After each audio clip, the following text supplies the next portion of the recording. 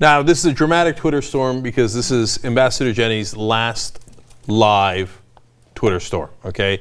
She's moving to Chicago. She's still going to be our ambassador. In fact, she's going to do a road trip. But last time in the studio together for Twitter storm. Yes, it is. I'm a little bit sad. Don't cry for Jeni. Okay, all right. Let's go forward. Okay. First question from Emma Hughes. Do you remember your first Halloween in the States? Was it a culture shock from Turkish Halloween? Okay, I love the idea of Turkish Halloween. There's no Turkish Halloween. There's Halloween in Turkey now because they're copying everything America does. But it's not like originally they're like, hey, Ahmed, what are the pumpkins? Okay, no, we made that up, okay? We as in the Americans. And yes, I do remember my first Halloween. It was great. One of my family friends got me a Spider-Man outfit, and I went as Spider-Man, and I had a little mask. And I was like, oh my God! There's a holiday where they just give you candy. All you got to do is ask. This America place is amazing and glorious. So yes, I remember it fondly. All right, what's next? Next one's from Al Bratt. He says, hi Cenk, isn't Ambassador Jeni amazing? Why, thank you, Al.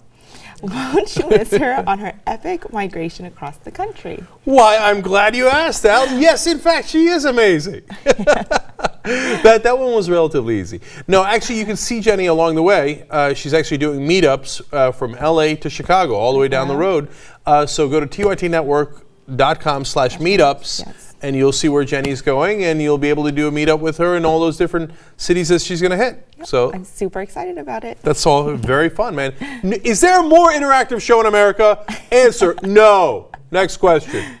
Next one is from Cody Kondratenko. How's your fantasy football team doing? Oh, Cody. Oh, don't ask. Look, man, both in the TYT League and in my league with my friends that we've had for 20 years now, right? I've got such good teams.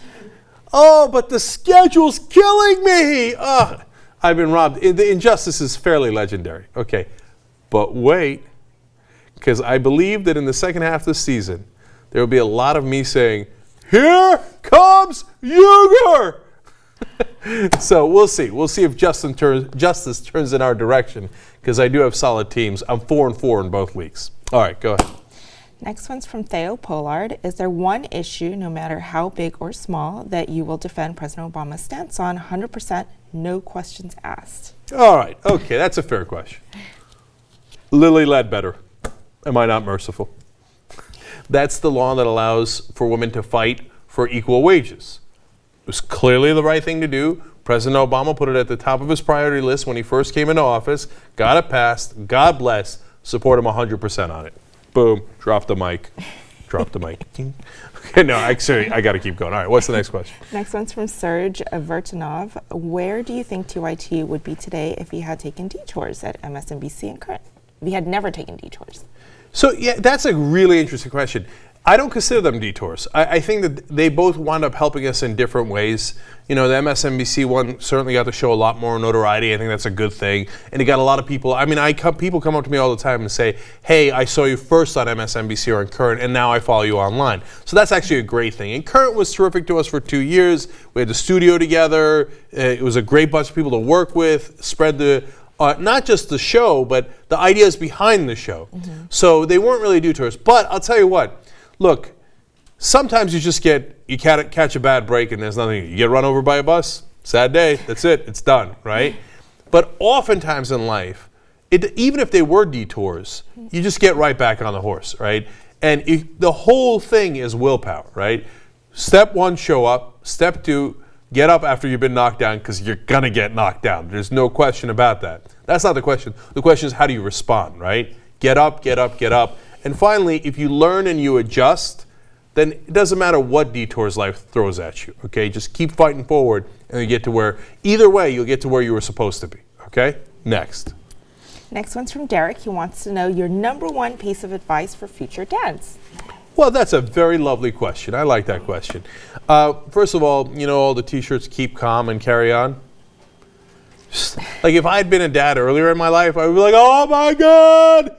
He peed on the floor. I'm going to lose my mind. Whereas now I'm like, all right, well, and that's what you sign up for when you got a kid. You got a lot of great things, and you got a lot of tough things, and you got to deal with the tough things. here's how I get through it for the tough parts. I always imagine that when they're older, when they're 16, 17, 28, 42, how much you're going to miss when they were kids. So focus on the positives and try to soak that in. And there's a million positives, right? And that'll help you get through the tough times too. So now, what advice you would give to your son, that's a whole different question. Okay, last question. Last question's from Sadman Hussein. If you had to work for one of the big banks or corporations, which one would it be? None is not an option. Okay, look, I think that people have a misconception. I'm not at all anti-business. I'm very much in favor of small business. We have a small business here. It's called the Young Turks. I'm against corporations and big business having an unfair advantage, which is what conservatives should agree with, libertarians should agree with, everybody should agree with, right? Certainly progressives, etc. So, there's nothing wrong with working for a big corporation. There is something wrong when a corporation hires lobbyists to go do legalized bribery of politicians. So would I work for a big corporation? Yeah, of course, that's totally possible. I worked for a large Turkish corporation before in the past, Sabancı. They were one of the largest corporations in the world, actually. No problem with doing that. But there are good corporations out there too, that do the right thing despite the financial incentive not to do so. Costco, they pay their employees really well.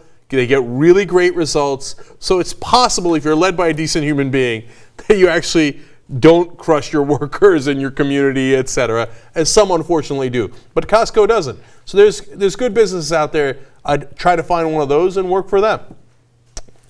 This has been both a sweet, but yet at the same time a bittersweet Twitter storm.